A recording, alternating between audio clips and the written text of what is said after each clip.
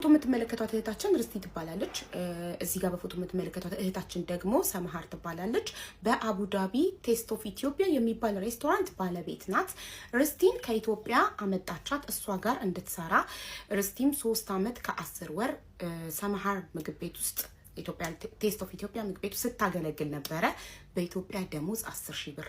የኢትዮጵያ 10,000 ብር ማለት ወደ ዱባይ ወደ ዩናይትድ አረብ ኤሚሬት ድርሃም ሲተረጎም ሲቀየር 300 ድርሃም ማለት ነው። በሶስት ልጆቹ በእርግጠኝነት ተመክረዋል። ይሄ ምንም ውሸት የለውም። ልጆቹ የሰሙትን ነገር ነው የሚያወሩት እንጂ ቤት እንደሚሸጥ እንደማይሸጥ በምን አወቁ በማድረግ ፍትህ ለእህታችን ርስቲ እንጠይቅላት። እዚህ ጋር በፎቶ የምትመለከቷት እህታችን ርስቲ ትባላለች። እዚህ ጋር በፎቶ የምትመለከቷት እህታችን ደግሞ ሰመሃር ትባላለች። በአቡዳቢ ቴስት ኦፍ ኢትዮጵያ የሚባል ሬስቶራንት ባለቤት ናት። ርስቲን ከኢትዮጵያ አመጣቻት እሷ ጋር እንድትሰራ። ርስቲም 3 አመት ከ10 ወር ሰመሃር ምግብ ቤት ውስጥ ኢትዮጵያ ቴስት ኦፍ ኢትዮጵያ ምግብ ቤት ስታገለግል ነበረ።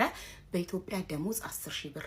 የኢትዮጵያ 10,000 ብር ማለት ወደ ዱባይ ወደ ዩናይትድ አረብ ኤሚሬት ድርሃም ሲተረጎም ሲቀየር 300 ድርሃም ማለት ነው። በ300 ድርሃም ለ3 አመት ከ10 ወር ያህል ስታገለግል ነበር ማለት ነው።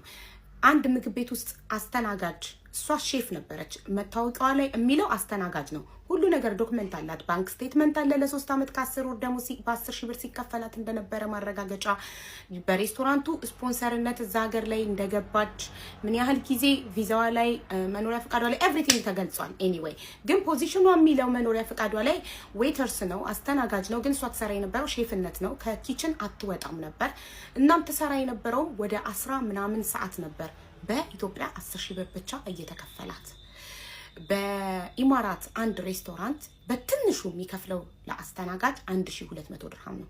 እሷ የደሞዟን መብላት የሚገባትን ደሞዝ ሩብ ነበር ስትበላ የነበረው። እናም 10 ምናምን ሰዓት ትሰራ ነበረ። በጣም ብዙ በደሎች ደርሶባት ከስታ ተጎሳቁላ ነው ሀገር ቤት የገባችው። እሱንም በድንገት ነው ወደ ሀገር ቤት የሸኘቻት። ምንም አይነት ነገር ሳትገዛ ለቤተሰቧ ለልጇ ስጦታ ሳትገዛ ምንም በለበሰችው የስራ ልብስ ነው ብድግ አድርጋ ወደ ሀገር ቤት የላከቻት። እናም እባካችሁ እኔ የሬስቶራንቷን ባለቤት ዋትስአፕ ላይ አናግሬያት ምላሽ ለመስጠት ፈቃደኛ አይደለችም። ሁሉም አይነት ማስረጃዎች አሉ። እናም ማገዝ የምትችሉ እህታችንን በህግ ቅልቦች በህግ ኢትዮጵያ ይሄድበታል። እናንተ ደግሞ እሷን እህታችንን ማገዝ የምትችሉ እባካችሁ እንድታግዟት አካውንት ነምበሯን እሰጣችኋለሁ። አካውንት ነምበሯ 1069599183 ነው። ርስቴ ሻወርቅ እንዳለ ትባላለች። እባካችሁ ሁላችሁም ያቅማችሁን አግዟት። ማድረግ የምትችሉትን ሁሉ አድርጉላት። እኔ እንደ አንድ ኢትዮጵያዊ ለእህቴ ድምጽ ነው መሆን የምችለው። ይኸው ድምጼ እየጮህኩ ነው። ስሙኝ፣ አሰሙልኝ ድምጼ ለዓለም። ፍትህ ለርስቲ። ቴንክ ዩ። ሌላው ደግሞ የረሳሁት ነገር ላይቭ ላይ ሆኜ 7000 ሰው ባለበት ሰው ልከን ነበረ ሬስቶራንቱ ድረስ ሰው ስንልክ ያው ሁሉ ነገር ላይቭ ላይ ስለሆነ ያለው እያዩ ስለነበር ላይቭን ልጁ እዛ ሲደርስልን ሬስቶራንቱ ባዶ ሆኖ አንድ ህንዳዊ አስቀምጦ ህንዳዊው የታለች ባለቤቷ ብለን ስንጠይቀው ይሄ ሬስቶራንት ከዚህ በኋላ የፓኪስታኒ ሬስቶራንት ሆኗል፣ ለፓኪስታኒ ተሽጧል አለ። ሁሉ ነገር ስሙ በአማርኛ ነው፣ ኤቭሪቲንግ የኢትዮጵያ ነው። ቡናው እዛው ቀርቦ ነበር ምናምን እና ይሄን ያለው ነገር ፍትህ እንፈልጋለን።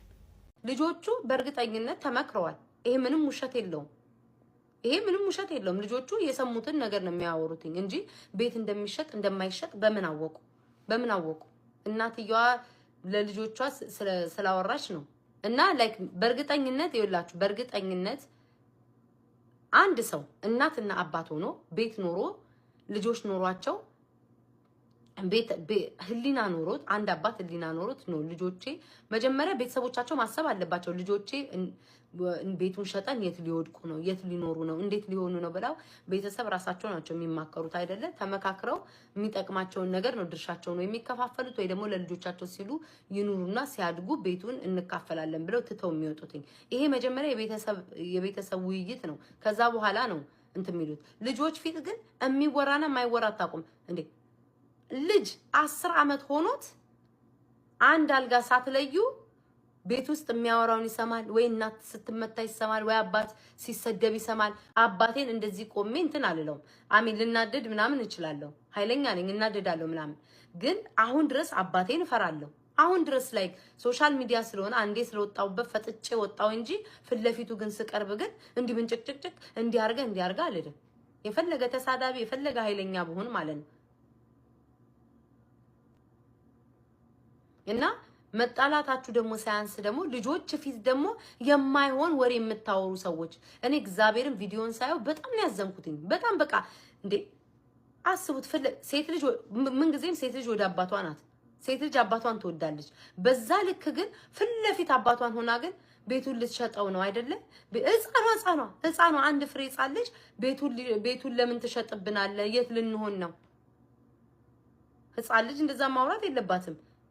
ሪከርድ መደረግ የለባቸውም። ነገ እኮ በትምህርት ቤት እኮ ቡሊ ይደረጋሉ እኮ።